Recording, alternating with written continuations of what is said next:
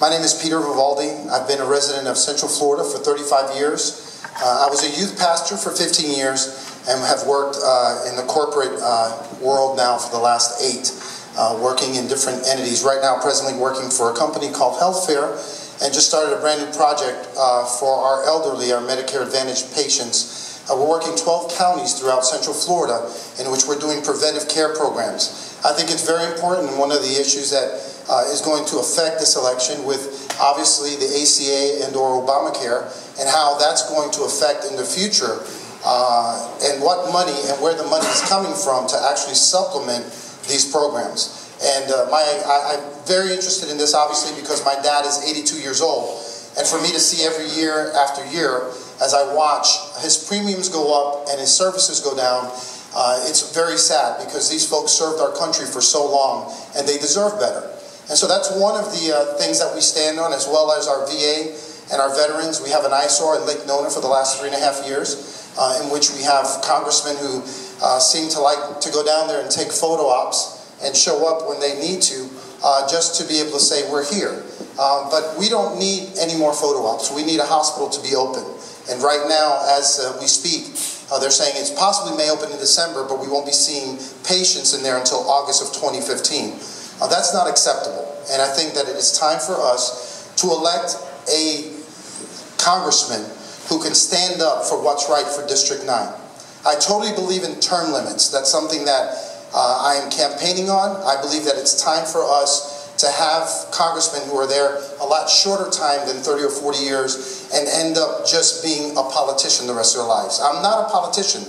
I am a worker, I am a hard worker, I am a leader, and I believe our success is measured by what we've done without having a title. And without having a title, we've been able to accomplish a lot in District 9 and in Orange and Osceola County.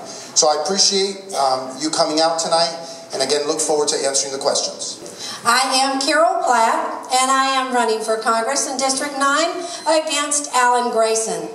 And my candidacy is based upon the conviction that I can win this nomination and I can win this election.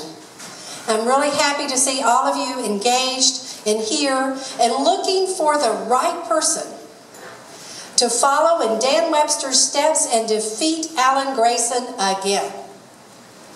I'm here to ask for your help in that mission tonight.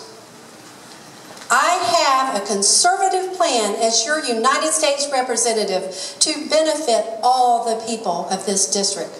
And I'm going to start by fighting to simplify the 73,000 pages of economic growth-killing IRS rules. They need to be simpler, they need to be fairer, and they need to make it as advantageous to you to invest in your local economy, in your business, in your financial security, as it does for an international investor. And I intend to fight for a level playing field, an equal playing field for small business and Americans. I'm focused on reducing the federal deficit, because when we do, we secure a future, a retirement for ourselves, and a future not in debt, but a future for the next generation. I don't know if you've been in debt, but I certainly have, and it takes away your freedom, and I'm not willing to take away the freedom of future Americans. But I don't think it's too late. I think that we can turn it around. And I have the experience to do this. I'll give you 3 reasons why you can count on me. Excuse me.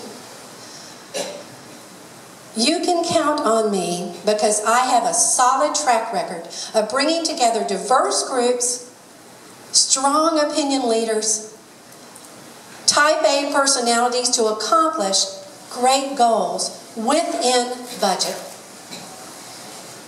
I have the freedom to listen to you and to vote the will of the people in this district, because I'm going to Washington, D.C. on a mission of service, not to build a lifetime career. We've had a good campaign. I invite you to join it. and I invite you to help us make real progress in this district and to take our message to D.C. I don't believe in top-down government. Thank you. 70 years ago today, Allied forces under the command of General Dwight David Eisenhower stormed the beaches of Normandy and closed a circle opened by Sir Winston Churchill. Hold on a second. And closed a circle that was opened by Sir Winston Churchill when he called, quote, for the new world with all its power and might to step forth to the rescue and the liberation of the old. Brave men got off of those boats and stormed those beaches for one reason and one reason only: to fight tyranny. We owe it to the memory of those who perished on those beaches that day.